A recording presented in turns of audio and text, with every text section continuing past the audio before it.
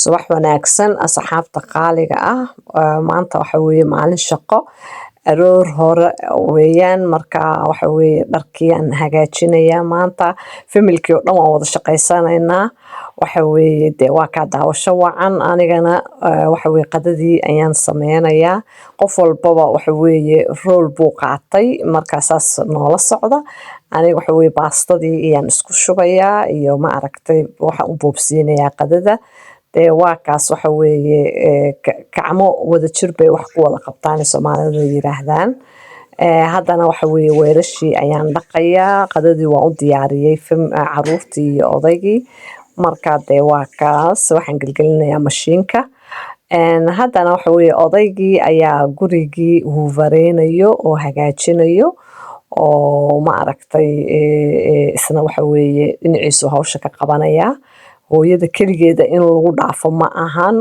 dhibaatooyinka inta badan waxay ka yimaadaan waa hooyada kaligeeda in shaqada lagu dhaafo meeshana Cabdullaahi yarakii ugu yaraa reerka kabihii ayuu hagaajinayaa oo ma aragtay toosinaya wuuna hagaajiyay waa kaas maasha Allah shaqadiisa intaas ahayd xasanna qolkiisii uu nadiifinayaa maasha Allah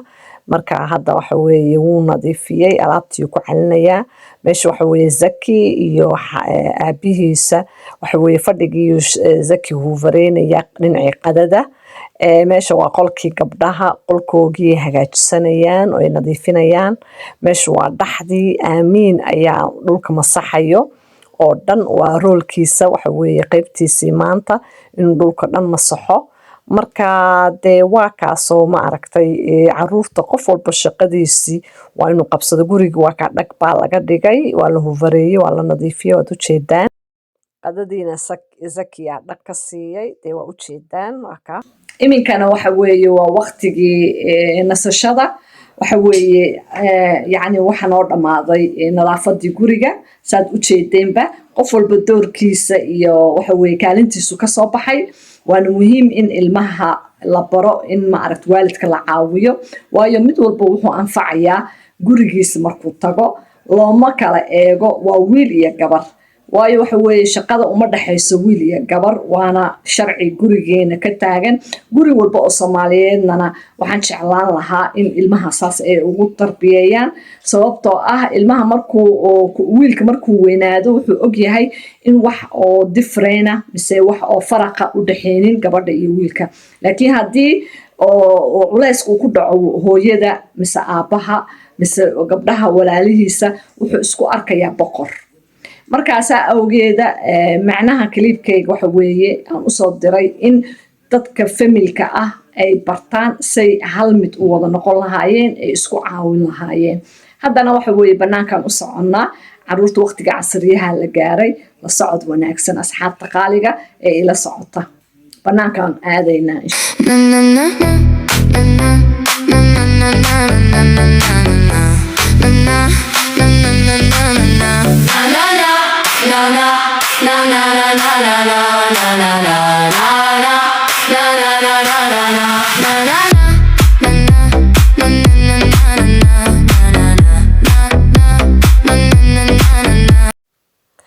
iminkana waxaan nimid jardiinadii ayaan keenay oo xaafada jardiin aad u qurux badan aan leenahay marka meeshaasaan galabtii aniga odayga iyo meeshaas iska fadhiisanay aan romantic jilaynay caruurtana meeshii ku cayaarayeen waa jardiino aad u qurux badan buurtan ay leedahay jardiinada meeshaas caruurta ku ordaan buurtaas waxa weeye ay hore gadaal uga ordaan waxa weeye jawi qurux badan aan ku soo qaadanay maasha Allah waa meel aad indhaha ugu roon oo garden waxa leedahay green ah caruurtan aad bay u jecel yihiin galbihii oo kala geynaa marmar marka xaafadeena waa meel aad u qurux badan maasha Allah buurtay hadda ka soo daadegayaan caruurtii aabahooda Iimaan Yare iyo Cabdullaahi aad buu u jecel yahay happy buu ku yahay si u boodbooday oo u jeedaan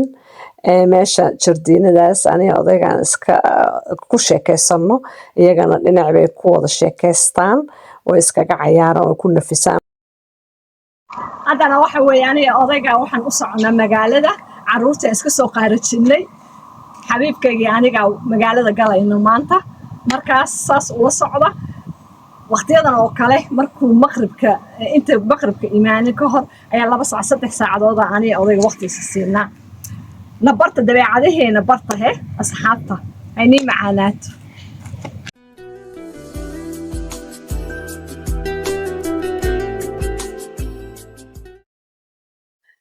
ما شاء الله وحوي صبرك انت بدن ووقتيgan ugu jeclahay fiilan sababtoo ah وحوي meel qurux badan ay leedahay oo ani odaygaan tagno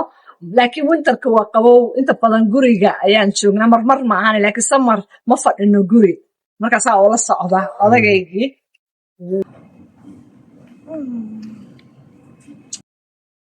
meeshan aan nimid iminkana waa ka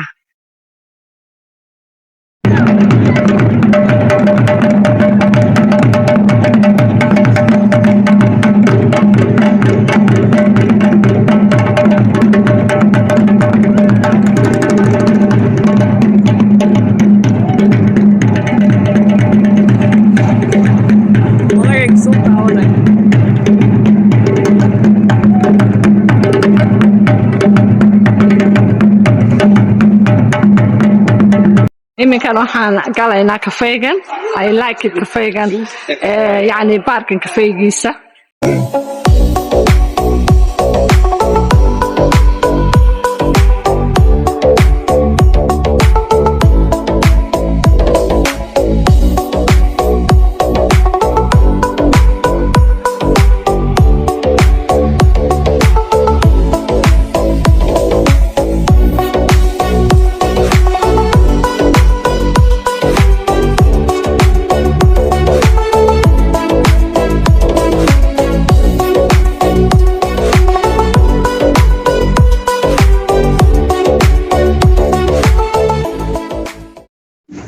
ما شاء الله odayga kan tortaha ayaan dalbanay aad u macayay kafeeyga ka odayga uu bilaabay kafeegiisi ما شاء الله